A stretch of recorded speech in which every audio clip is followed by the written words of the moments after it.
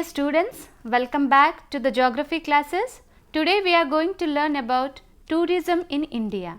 As we have discussed in earlier classes that tourism will come under the service sector, which is a part of human economic activities, that too tertiary human economic activities. So we have different perception regarding the tourism, what is the tourism, historical perspectives of the tourism, types of the tourism, and the infrastructure which will play an important role in the developing the tourism, isn't it? So we are having different types of perception.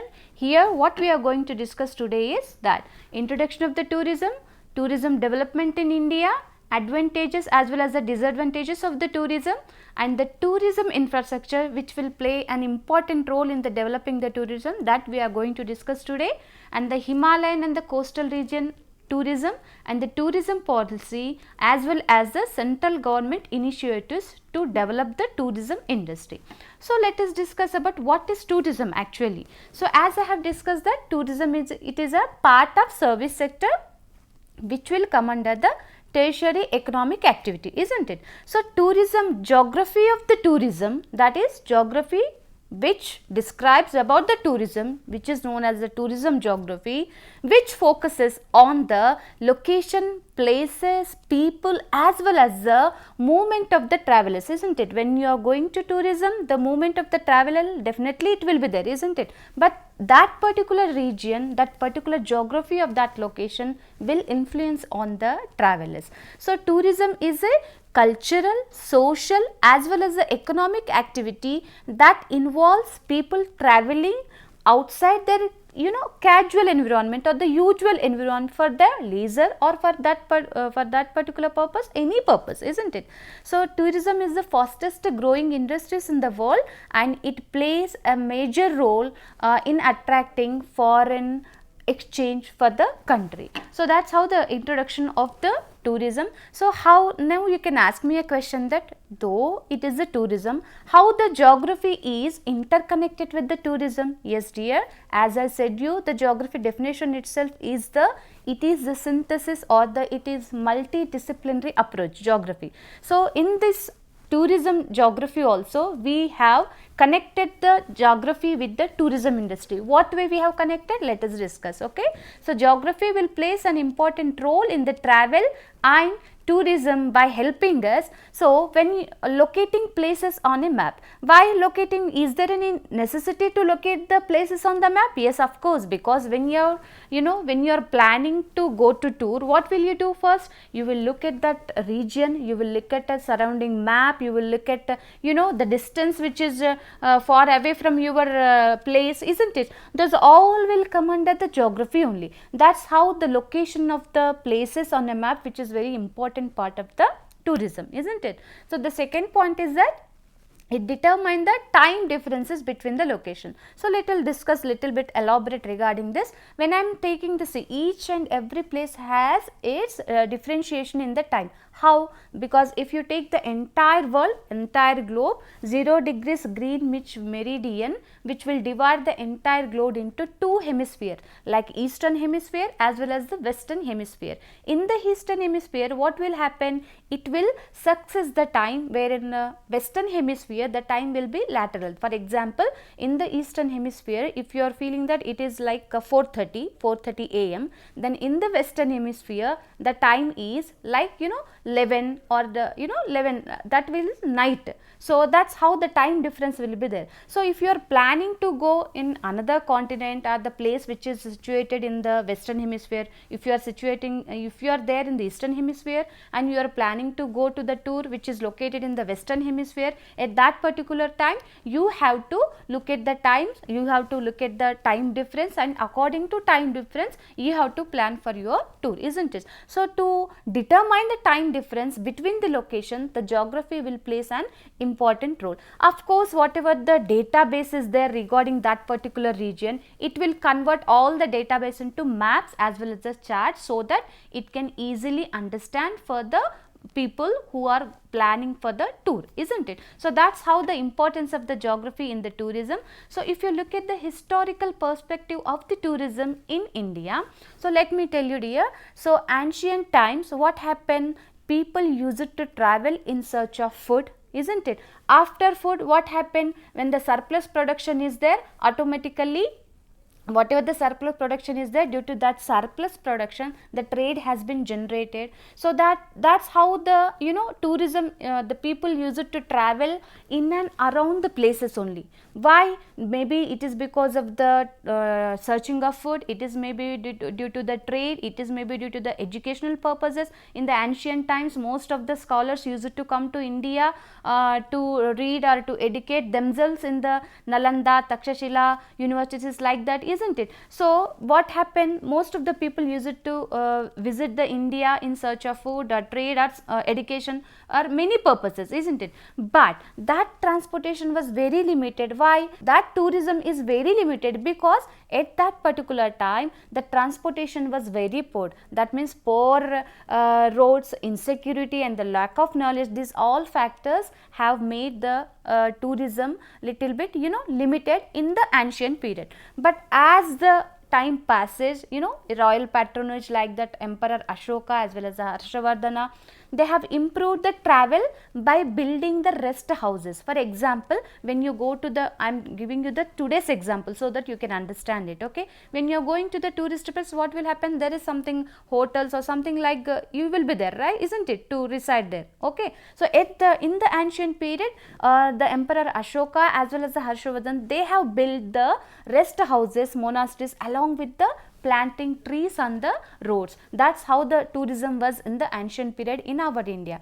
Then after some time, what happened? The Persian and the Greek traders visited India, and the Greek records mention well laid roads and the transportation system in terms of horses, elephants and the camels. Then afterward, what happened?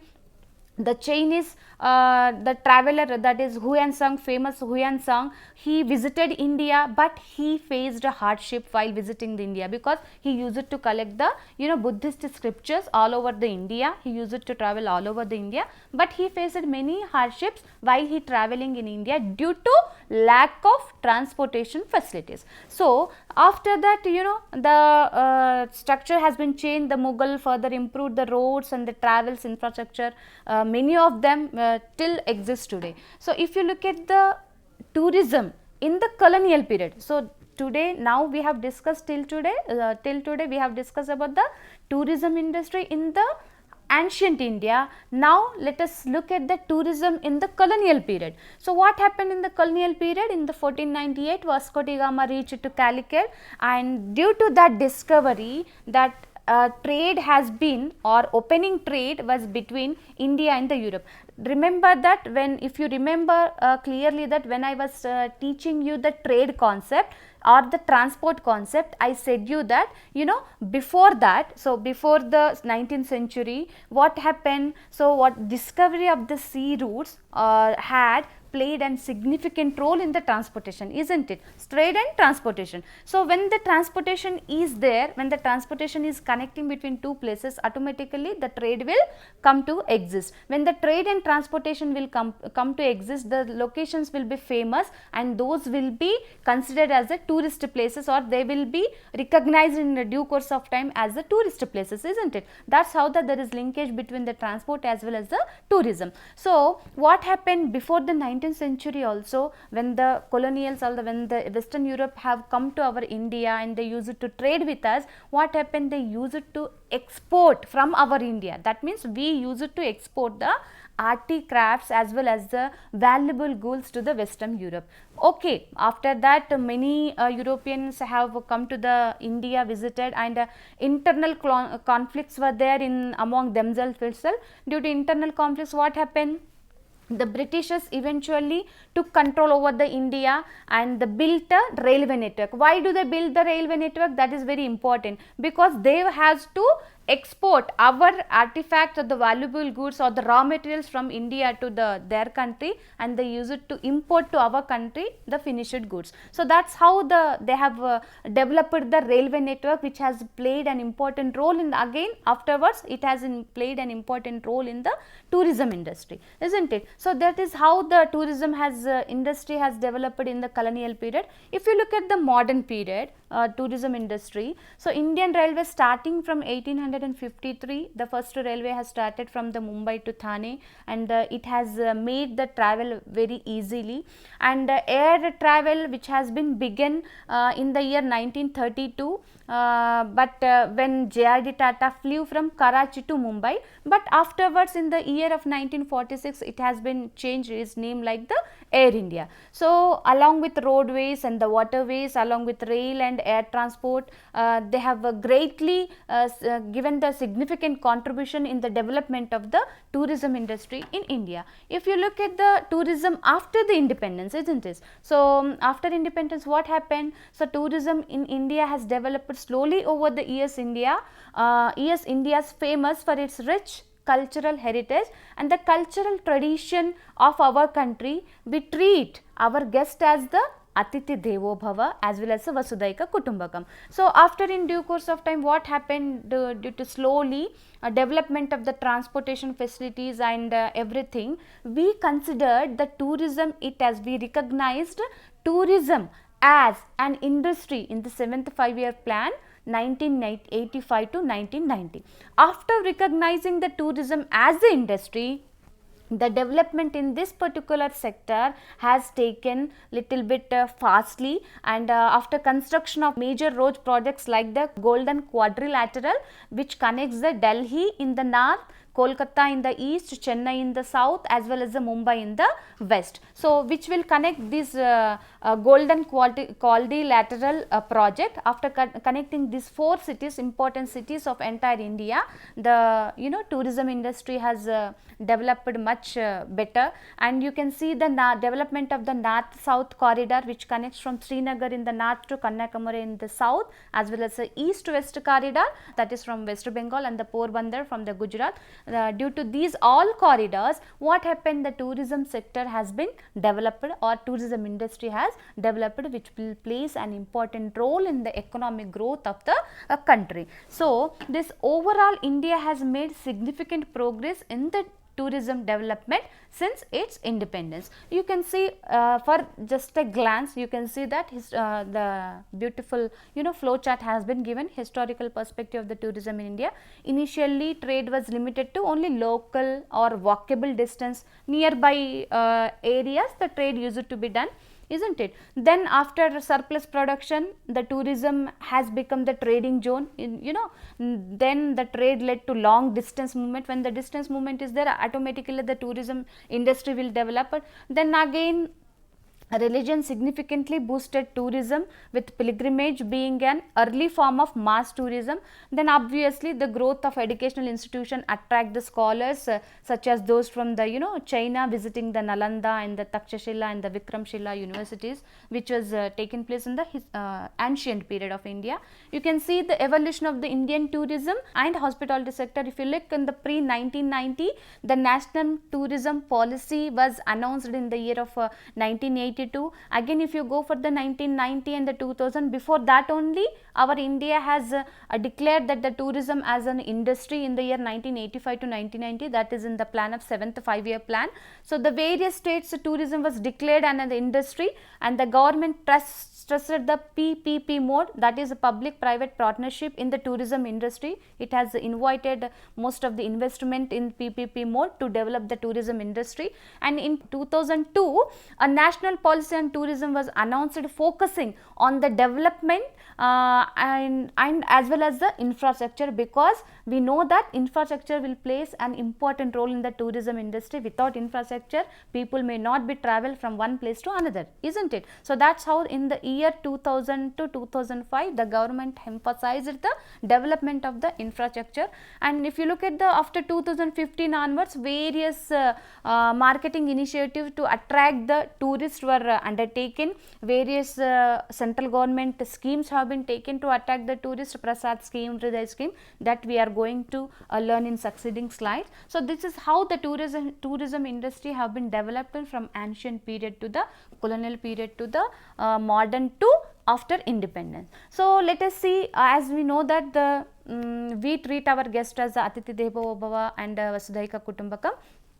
establishment of railway system, modernization of ports, and the development of hill station, they have all have played an important role in the development of the tourism industry in India. So the expansion of the tourism section in the Ministry of Transport and the Indian Tourism Development Corporation was formed in the year 1966, which has also given the due priority to develop the tourism industry.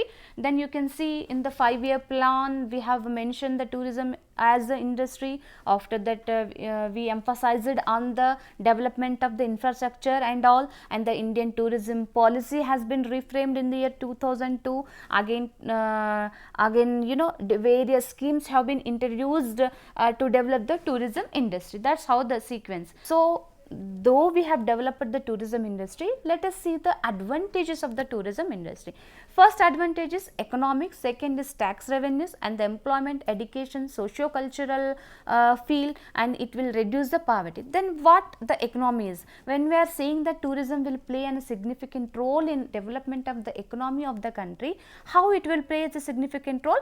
Because it will improve the employment opportunity, it will improve the income levels, it will improve the foreign exchange earnings. How it will improve the employment and the income? Let me tell you one example. So for example, if one place is the tourist place, what will happen? In and around that particular place, hotels will be built, isn't it? So when the hotel will be built, automatically human resources will be required. When the human resources will be required, so you need to provide food and shelter to the tourist, isn't it? When you need to provide the food, that food or the raw material which will useful, the raw material which is required for making the food, which will come from the farmers and the many other things, local suppliers you will take, isn't it? And you will require the services like a community helper services, plumbing services, electrician services, isn't it? So that means it will provide the direct and indirect employment to many of the people. That's how the tourism industry will helpful in development of the economic growth of the country. Okay, so that's how. When second point is that it will also helpful in the tax revenues. How the tax revenues will helpful? For example, if you are going to some place and what will you do? You are spending some 1000 rupees over there. So in that 1000 rupees, what will happen? You will pay that 1000 rupees to that particular hotel owner, isn't it? So hotel owner, what does he do? Some portion of that 1000 rupees will give it to local suppliers, some portion of it will give it to the wages, employment wages to their employees, and some portion of he will pay the tax to the government, isn't it? So that's how the tax will also coming from the tourist industry, for the government. So obviously we have discussed about the employment. Yes, it also provides a direct indirect employment to the people, isn't it? And the fourth one is that education, obviously, which will also exchange the thoughts and the culture and the education. Also in the education field also tourism will helpful, because in the education field, how does it helpful? For example, if anyone is doing something research or something like that, he will go for a temporarily, he will go to visit some other country to get the knowledge of that particular university. So that's how the education sector will also develop. And the fifth one is socio-cultural. Obviously when the people are interacting with each other, or when they are interacting with each other, there will be an influence of one people to another, isn't it? There will be the impact of their interaction on the socio-culture environment. That means they can exchange their cultural environment, isn't it? So that's how that will also advantage of the tourism. Obviously whenever the employment is there, when it is generating the income, automatically it will reduce the poverty. So that's how these 6 are the advantage of the tourism. So when I am talking about the advantage of the tourism, you should able to understand that for every phenomena we do have both the things, advantages as well as the disadvantages. So let us see what are the disadvantages of the tourism. So first one is inefficient infrastructure. For example, some places what will happen, infrastructure will, if one place is famous for the tourists, so most of the infrastructure will be developed in and around that particular place, and some portion of the country or some portion of the region or some portion of the place will be having the insufficient infrastructure, isn't it? So there will be the cultural difference. When the people will be coming from the outside, obviously there will be the cultural difference will be there between among the peoples. And the third one is that priority on the tourist instead. See, for example, when the people are coming, the priority will be given to the tourist rather than priority giving to the local people. That's how then it will show some sort of bias between the tourist as well as the local people. Obviously, when the people are coming, when the mass people will be there, n number of people were there in one particular place, there will be the degradation of the environment, because they will exploit the resources which are existing in that particular place. Automatically it will leading to the degradation in the environment, isn't it? So local for job market. So most of the what will happen when you are doing, in the tourism industry, whatever the managerial posts are there, they will be filled with the non-locals, and the whatever the services or class 4 employees are there, that will be maybe filled with the localites. So that may it show some sort of bias. It may show some sort of bias, but not necessarily. Okay. So these are few the disadvantages of the tourism. So let us see how. So we are having the advantages as well as the disadvantages, and we should overcome these disadvantages by rebuilding India. How we can rebuild the India? In terms of introducing new schemes which will provide you the sustainable tourism, isn't it? What do you mean by sustainable tourism? So without affecting the future resources, without without having the impact on future resources or the natural resources, the tourism should be exist, or the tourism will be developed. So keeping in view of sustainable tourism, our government of India has promoted the tourism industry by introducing many of the schemes like BRAOU scheme, like Heritage City Development and the Augmentation Yojana, which is known as the BRAOU, and the Prasad scheme, that is Pilgrimage Rejuvenation and the Spiritual Augmentation Drive, which is famously known as the Prasad scheme, and the Adarsh Smarak Yojana, that is 25 Archaeological Survey of India monuments named as the Adarsh Smarak for upgradation of the tourist related amenities. So these all will come under the rebuilding India for sustainable tourism. So that's how these schemes will play an important role. So let us look at the components of the tourism. What are the components of the tourism? For example, the availability of the required facilities like transport at the hotels, or the attractions. Example, in that region for tourists makes the region very resourceful. Wherever these facilities are there only the tourist or the tourist spots will be developed, isn't it? Do you agree with me?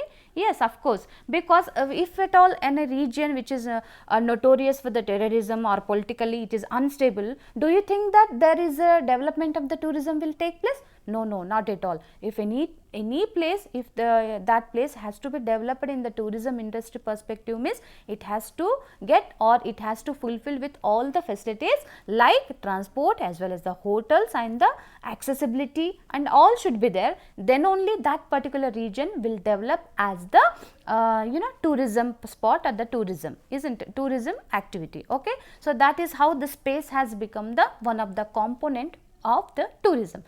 So components of the tourism, how the space is very useful, or it has become very important role in developing the tourism industry. If you go for the second factor, that is entrepreneurship, that the entrepreneurs takes the responsibility to or providing facilities to the visiting tourists. So the third one is the capital. Obviously, if you want to develop the infrastructure in particular place, what you require? If you require the capital in terms of developing the infrastructure, whether it is a hotel or whether it is transportation facilities, everything, huge capital is required to develop the tourism infrastructure in particular place. So that's how the capital is also playing one of the component for the developing the tourism industry.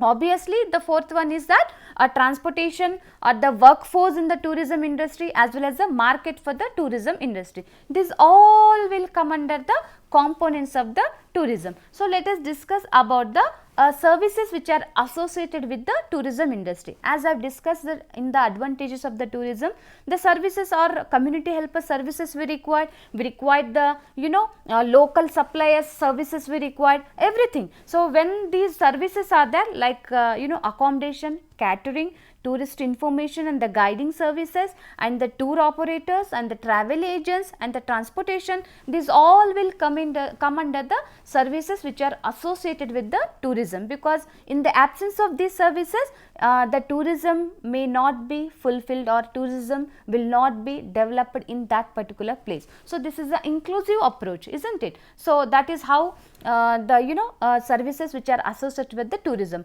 So, let us discuss about the tourism as the infrastructure. As I said you in the earlier also, the infrastructure will plays an important role in the development of the tourism. Why? Because see, when you want to travel, so the travel means what? Whenever you are going to travel from one place to another place, either you travel from road transport or road transport, railways or the air transport, isn't it? So, whenever you are traveling, so you require there is a development of the infrastructure should be there. Whenever the infrastructure is there, then only you can travel. Whenever you will travel, then only tourism industry will develop. That's how the tourism industry and the infrastructure are closely related with each other. So, here in our India, after the independence, we have developed the infrastructure in such a way that we do have the national highways, state highways, major district highways, obviously 4-lane highways and the 6-lane highways, which are playing an important role in the traveling or the tourism. So if you look at the road transport, we do have the national highways, express and the scenic roads which are connecting major tourist destination. You can see, as I have discussed earlier, golden quadrilateral road which will connect the 4 important cities of overall India, north south corridors and the east west corridors. These all will come under the road transport only. So, that is how after connecting these all or after developing this road transport, the tourism industry will be developed, or it will play an important impact on the tourism development of the tourism industry. So, let us discuss about the another way of transport. We have discussed the road transport, isn't it? Road transport as well as the railway. After developing the railway transport, you can see next transport is water. So, sea transport is cruise services between Kochi as well as the Lakshadweep, and from Chennai, Kolkata to the Andaman and Nicobar Islands attract the tourists. So, that is how the water transport will also play an important role in the development of the tourism industry. So, next coming to the part of air transport, as the air travel is the most preferred option for the international tourists. Major airports like Delhi, Mumbai, Chennai, Kolkata and Hyderabad are being upgraded due to this air transport, isn't it? So, you can see in the tourism infrastructure, railway transport will also play an important role, and recently our India has developed Vande Bharat Express train which is having highest speed, like nearly 160 km per hour, which is playing an important role in the tourism industry. So, apart from this, we do have the tourists in the Himalayan region. No one can deny the beauty of the Himalaya region, because from east to west they have stretched from east to west. So this is the iconic and the symbol of natural beauty, Himalayan region. So this is how the Himalayan region will also play our tourist. It is a very attractive destination for the tourist in the India. So the important places in the Himalayan region are Srinagar, Amarnath and Valia flowers and all. So we do have the coastal region tourist places, which include the states like Orissa, Andhra Pradesh, Tamil Nadu, Kerala, Karnataka and the Maharashtra. We do have the different places in the Rajasthan and the Gujarat and the Maharashtra and the Goa and Tamil Nadu and the Kerala. This all we do have. So then again, to build up or to make a development of tourism industry, the Indian government has declared the tourism policy for India in keeping in view of the sustainable tourism. So these all are the objectives of the tourism policy of the India, which has been declared in the year of 2022. So these are the central government initiatives in keeping in view of the tourism policy.